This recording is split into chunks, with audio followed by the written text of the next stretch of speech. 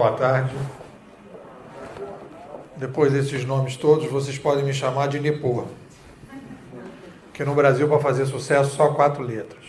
Xuxa, Zico e Pelé. Né? Então não dá pra gente...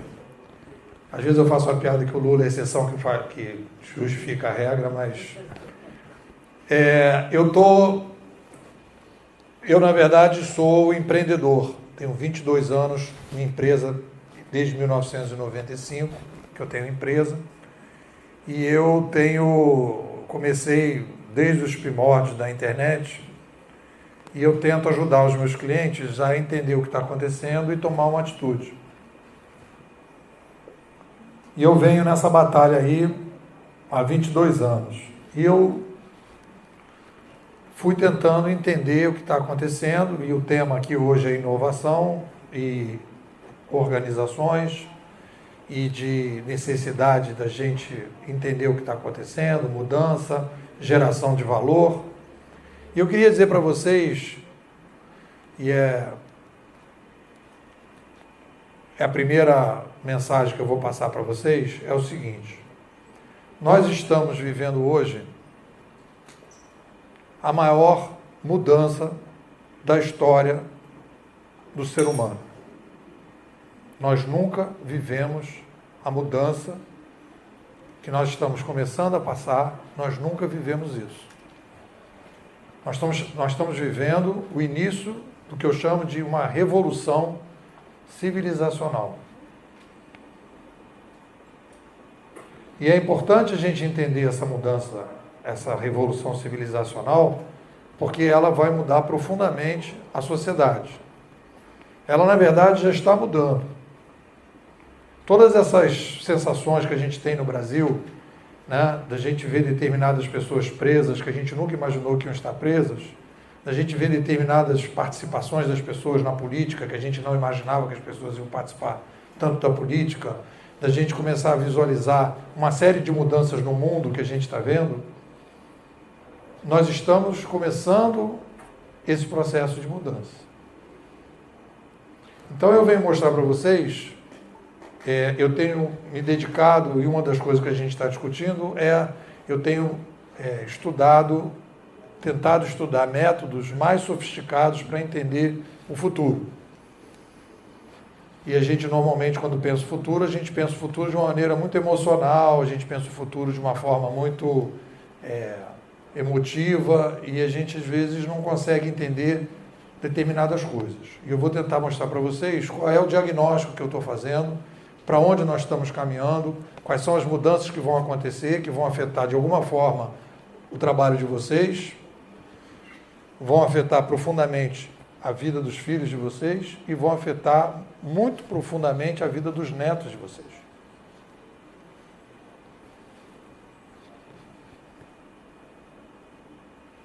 Então, primeira coisa que a gente tem que entender nesse processo de mudança, e aí a gente começa a desenvolver o meu diagnóstico, para a gente poder entender o que está acontecendo, é a gente entender a causa dessa mudança. Uma das coisas que eu chamo a atenção para quando as pessoas vêm falar de futuro, vocês assistirem uma outra palestra depois de mim sobre futuro, alguém vai falar sobre futuro, você tem que tentar ouvir se aquela pessoa que está falando sobre o futuro apresenta argumentos lógicos. Tal coisa vai mudar porque isso está acontecendo, e por causa disso, isso vai acontecer como consequência. Então eu vou mostrar para vocês de uma maneira muito simples, e outra coisa também que eu quero dizer para vocês, que mais recentemente eu achava que a gente estava, o futuro que a gente está entrando é muito complexo. Eu não acho que ele é complexo.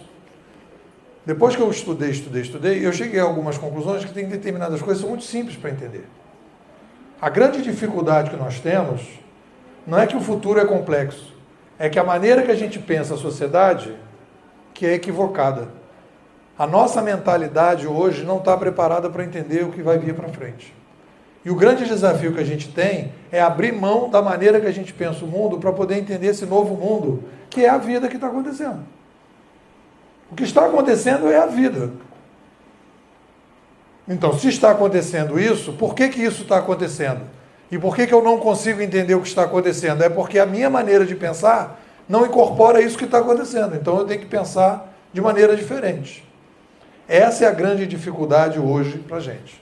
Não é que o mundo está mudando e que a gente, o mundo está mudando, o futuro está chegando, etc. Não, a gente pensava determinadas coisas sobre o mundo e essas coisas que a gente pensava não estão mais batendo com o que está acontecendo. Está dando para entender a diferença? Não é que o futuro é complexo, é que nós pensávamos de uma maneira que a gente tem que rever. E foi ao longo desde que eu comecei a fazer, que eu lancei o meu primeiro livro em 2006, chamado Conhecimento em Rede, que era um livro para empresas inovarem e gerarem valor. Desde lá, há 11 anos que eu estou escrevendo, estou saindo um livro agora, esse mês chama Administração 3.0, e que eu estou tentando explicar o que eu acho que está acontecendo, e eu quero dizer para vocês que isso é minha opinião. Absolutamente eu não estou trazendo a verdade, o que vai acontecer. É a minha opinião, baseada em alguns fatos que eu estudei. É mais uma opinião. Você pode ouvir várias, essa é a minha. Né? É que nem aquele negócio do carro velho. Né? É velho, mas é meu. Essa opinião aqui é minha. Essa é a minha teoria sobre o futuro. E eu vou apresentar para vocês. Então, a primeira coisa que eu quero apresentar com um argumento é... O Rio de Janeiro em Copacabana, tem uma primeira rua, chama, quando você sai do túnel, chama Prado Júnior. É uma ruazinha que só tem kitnet. Todo mundo sabe o que é kitnet? Antigamente chamava kitnet, hoje não é mais kitnet, porque agora inventaram o Airbnb, hoje é loft ou estúdio. Porque ninguém diz que vai alugar um kitnet, porque não dá dinheiro. Então, cara, o meu loft, o meu estúdio. Então, mas é mais ou menos a mesma coisa.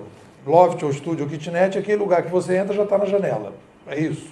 Vocês sabem o que é, não é? Então, está o cidadão lá em Copacabana, no fim de semana, na sexta-feira. Eu vou precisar aqui de uma canetinha. Está aqui. Então, o cidadão está lá no kitnet dele, no loft, no estúdio, sexta-feira, vendo o que ele vai fazer. Tá certo?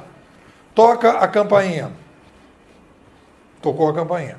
Aí ele dá aquela olhada no olho mágico, não dá para dizer que não está em casa, porque dá aquela sombra. Né?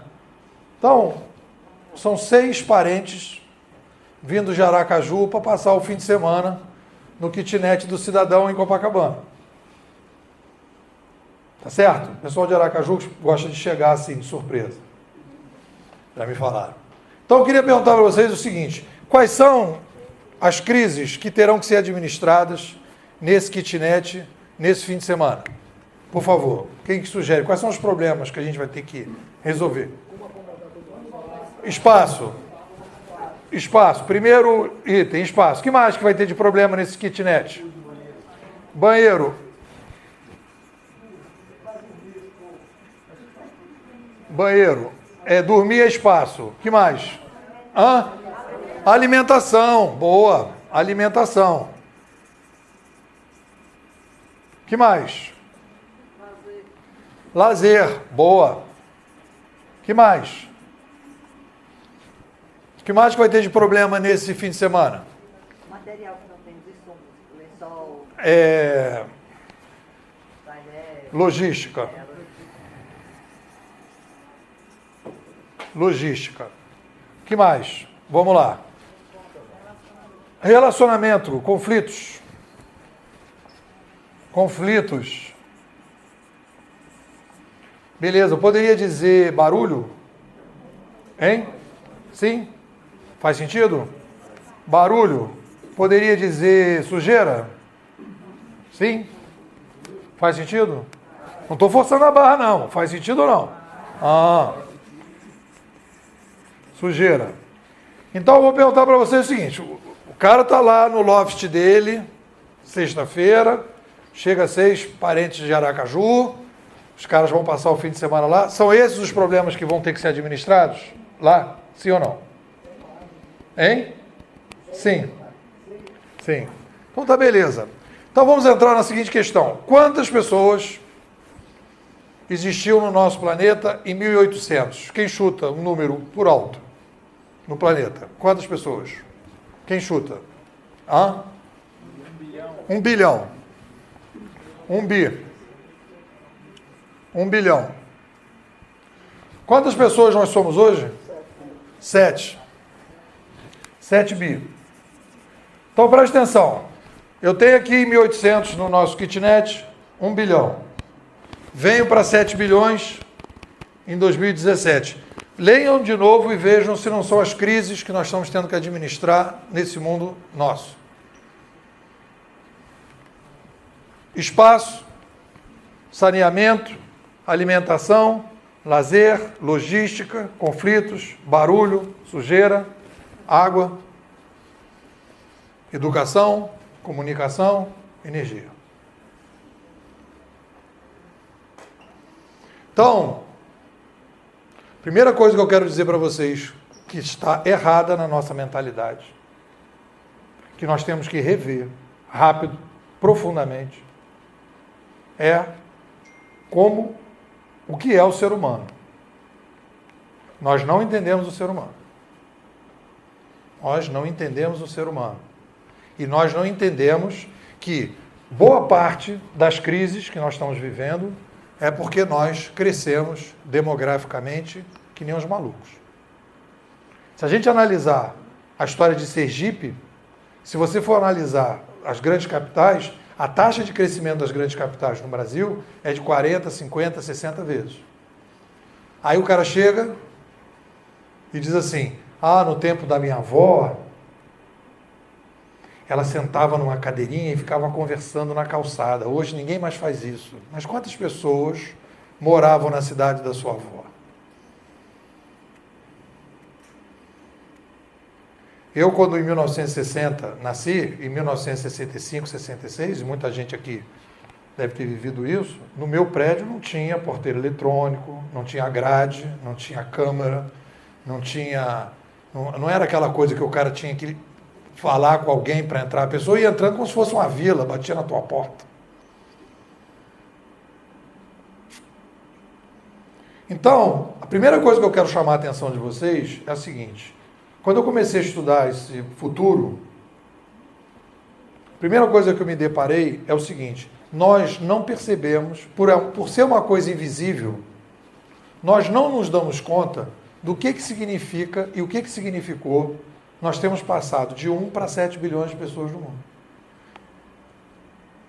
Nós estamos vivendo uma crise invisível que nós não percebemos, que foi a chegada de 6 bilhões de pessoas num período muito rápido, como nunca aconteceu na história do ser humano.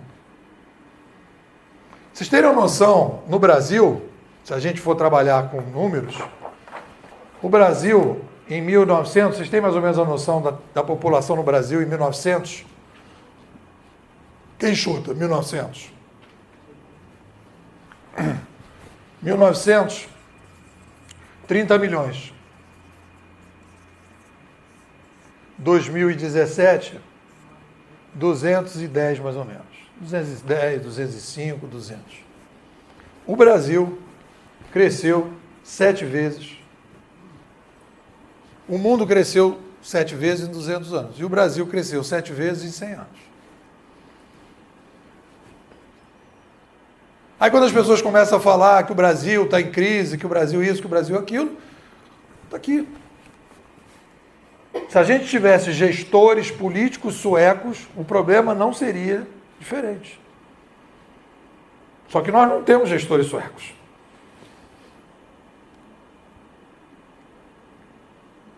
Esse é um dado concreto ou não é um dado concreto?